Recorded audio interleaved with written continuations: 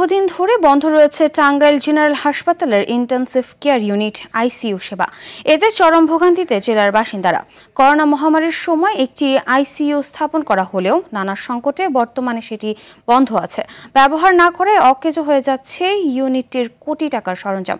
জরুরি সময় চিকিৎসা না পেয়ে ক্ষুব্ধ সেবা প্রত্যাশীরা।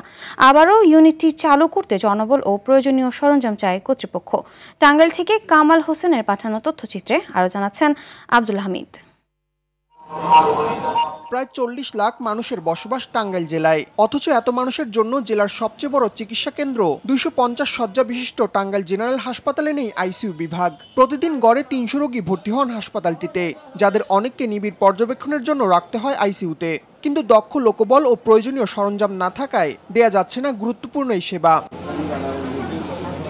করোনার সময় ১০ শয্যার একটি আইসিইউ স্থাপন করা হলেও পরবর্তীতে জনবল সংকটে ইউনিটটির কার্যক্রম চলমান রাখা যায়নি।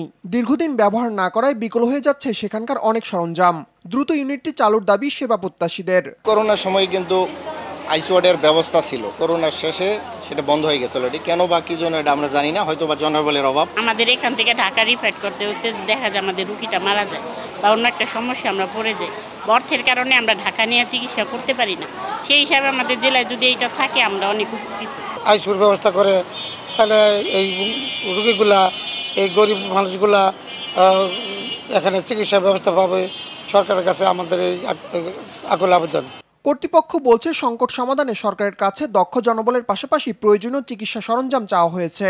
এমনি জনবলের স্বল্পতা, তারপরে ডক্টরের স্বল্পতা, এইসব কারণে আমাদের আইসিইউতে সেবা দেওয়ার অসম্ভব হয়ে পড়ে। আমাদের ঊর্ধ্বতন কর্তৃপক্ষের সাথে আমরা যোগাযোগ করেছি এবং স্যার আমাদের আশ্বস্ত করেছেন যে এই কিছুদিন আগে বেশ কিছু কনসালটেন্ট নিয়োগপ্রাপ্ত হয়েছেন, কিছু কনসালটেন্ট পাবো এবং পেলে আমরা ১০ শয্যার আইসিইউটা আমরা চালু করতে পারবো ইনশাল্লাহ। দ্রুত আইসিইউ সেবা চালু করে দুর্ভোগ লাঘবের দাবি ভুক্তভোগী টাঙ্গাইলবাসীর।